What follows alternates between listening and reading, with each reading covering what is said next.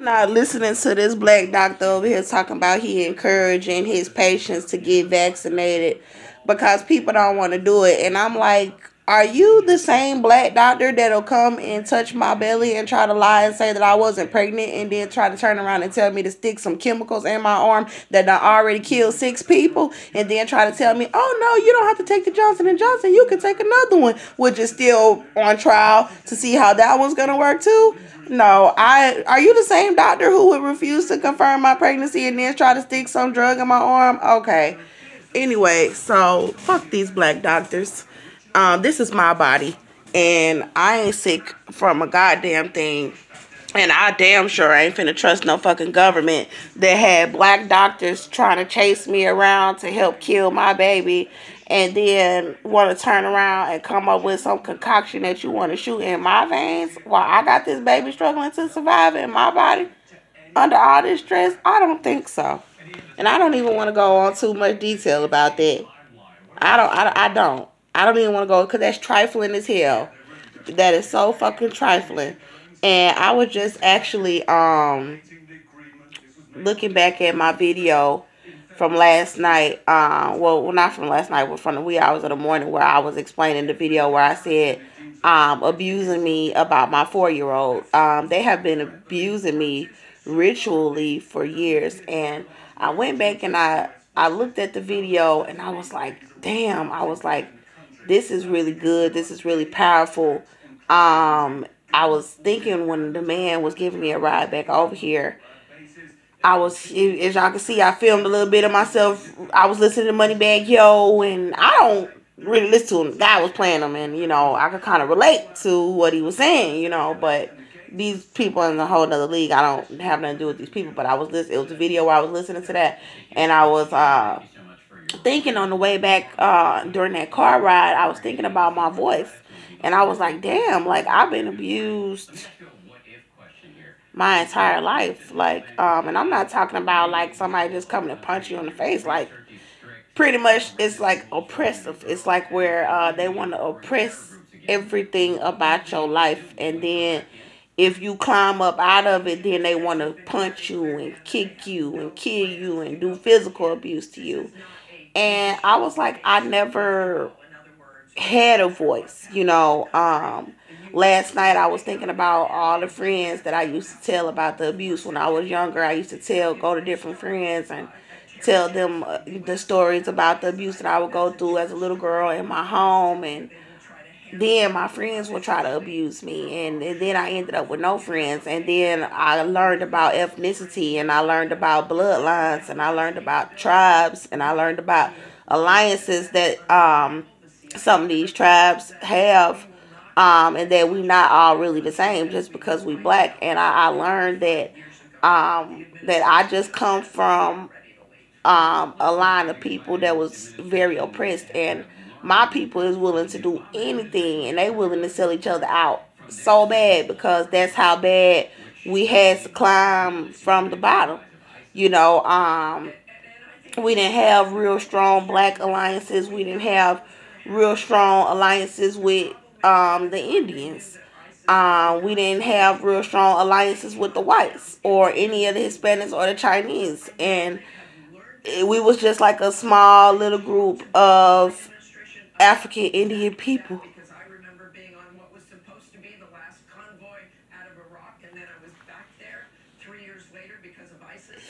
And I didn't understand. Like, I didn't understand, like, how hard it was for my granny and my mom and my family, but that's why we were so grabbing to each other.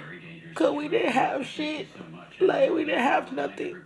And we didn't have nobody to help us, So I understand why my sister's willing to kiss up to the white woman whose son was abusing me. I mean, she got money. I understand why my family would rather go try to run up behind anybody who against me right now because the rich and the powerful are against me. And I come from the south side of Chicago where we used to scrape up change to go to the store to buy a popsicle and be hungry in the house waiting on granny to come bring us food that she had to go through the neighborhood begging people for. Like,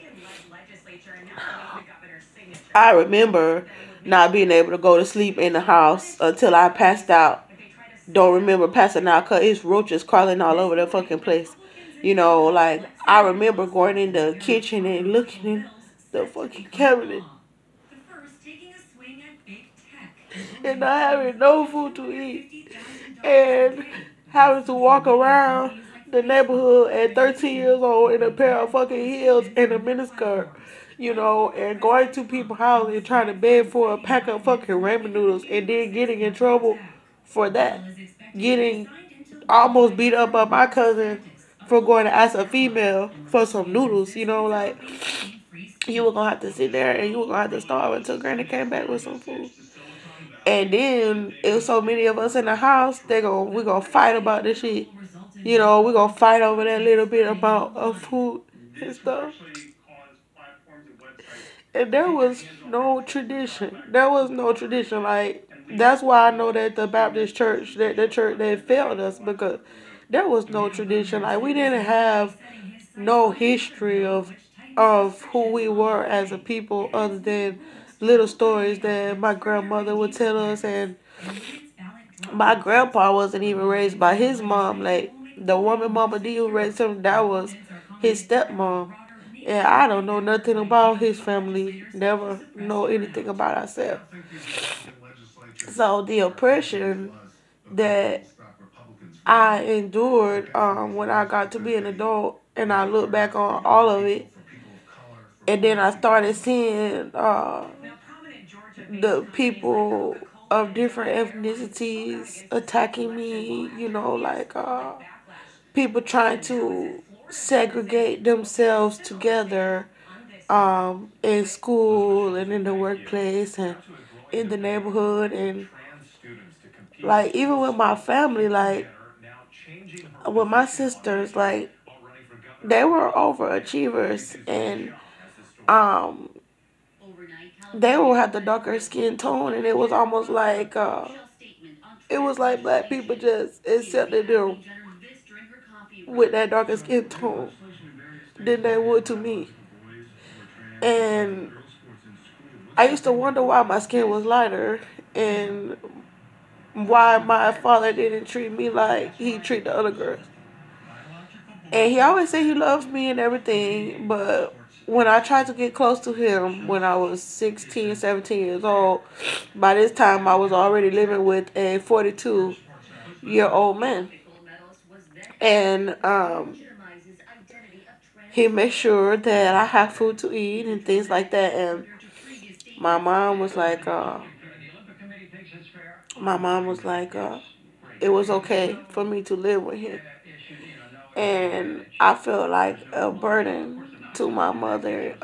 Sometimes she would physically abuse me, and there was other abuse, but I'll get to that another time. But I ended up going to live with this man, and when I was thinking about my father, I wanted to spend time with him. And my mother stopped it, and she was like, "He not your father." She was like, "You look just like your father, and I know who he is, and I can help you find him." And she like, "Well, when I see you, I see him. Like, you look just like him." And she like, "I know." And then she told me something that went down between them. So for me, I always knew that I was considered black, but I never could hang out with black people. Like the guys, yeah, I felt a lot of I felt accepted by the black men at first because you know they're dark skinned men that were attracted to me, and I thought that we were really friends until I found that they just wanted to abuse me for my body and my skin tone. And so then I didn't have any real affiliations with black people. And by then I had been so abused. Then they was always trying to make black women, dark skinned women compete. with me, and try to make it seem like they were better to make them feel better about themselves because of my skin tone. Then I had problems with different ethnicities of people because I moved around a lot. My mother was oppressed a lot because of her ethnicity, and my mother was African and Indian, and her father was African and her mother was Indian. And I watched my mom get abused all the time. And I already knew, like, when I see people do it to her, I already knew why they were doing it because of her ethnicity. And it hurt me so bad as a child because I loved my mother. And I didn't see nothing wrong with her. She was the most beautiful person in the world to me. So when I see people doing that to her, I already knew why they was doing it. And then it made me feel bad because they do it to me too. Because I was her daughter, and then she was so beautiful. Like, I didn't understand why they wanted to constantly make her feel bad about herself, and it was making her sick. And they just kept ritually abusing my mother. I felt I felt safe with my mom when she wasn't in a relationship because I didn't have to be scared of somebody trying to beat her in the house around me, and I would have to go and try to stop them.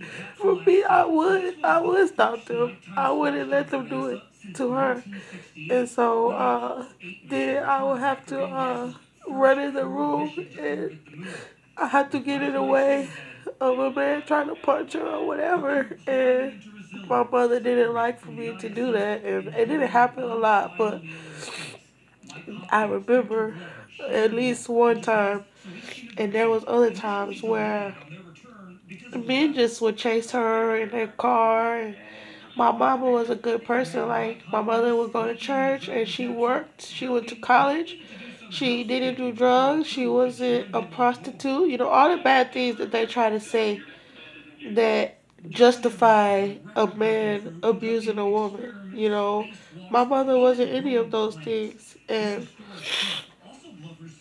it hurt me to see people trying to tear her down and feel that they had the right to do that. And when I would try to talk to my mother, when I would come home from a job where I got fired because of my ethnicity, I try to talk to her and I try to say, Mommy, why won't you go up to the job and take up for me because they fired me and I didn't do nothing wrong? And she would just get quiet and she wouldn't want to talk about it and she wouldn't stand up for me. And now I understand why she wouldn't, because it's no point. They're racist and they don't like us and they don't want us in this country. That's why she did. My mother died 45 years old and they abused her the whole time until she died. So, then they doing it to me. Uh, and want to keep doing it until I'm dead and gone. So, I used to be able to go to my mom, like, and sneak. She gives me money because they set it up for me to be sexually abused. And in this country, like, people got needs and necessities, and people was always trying to get me fired from my job and trying to do things to me to where I wouldn't have my independence, so they could abuse me for the basic things that a person needs. I had people kicking my doors and make me lose my home and apartment and abuse me in my home just so they can have me on the street so they can abuse me. And it was the best thing to be able to keep them locked outside. And they surround the house. When I'm in my home, they surround my homes and they do things to me. And God showed me, He showed me my mother ID, and we were smiling, and the smile was identical, and our face and cheek identical. everything twin, like identical, but she just a few tone darker than me. And God showed me they did this to your mama when she in the house with you, when she in the house by herself. They surround the house, and he said, "Call you ethnicity," and I wanted to know why they do, why they like and say, "Oh, we unity, we unify," but then everyone decide, "Oh, Andrea, Tony Bloodline kill," but all of the rest of us can stay. And then I see they jealousy and things like that. Then always try to tear it down. And I told y'all that when Marcus Sanders and them tried to um, do stuff to me in the home, they was trying to do stuff to make me like crack mentally. A lot of people gain a split personality that they will call like an alter ego. But I don't think I really got a split personality. An accent came out, and that will come out when you push me too far. I get an accent, and people say it's fake, and I don't speak in my tone like that a lot. But when you get to the point where you don't push me to the edge, my accent gonna come out, and I'm African and Indian, so you could kiss my fucking ass if you want to call that fake. Ain't nothing about my blood fake. Ain't nothing about this hair fake. Ain't nothing about this skin fake. Ain't nothing about my accent fake. When you push me that far, it just come out. So like that come out, it is like you hear Nicki Minaj talking about real men and all that bullshit. I don't got no Sasha Fierce. I don't got no damn Roman, but I do have an accent um that's a little different than when I'm not like talking in my normal American voice.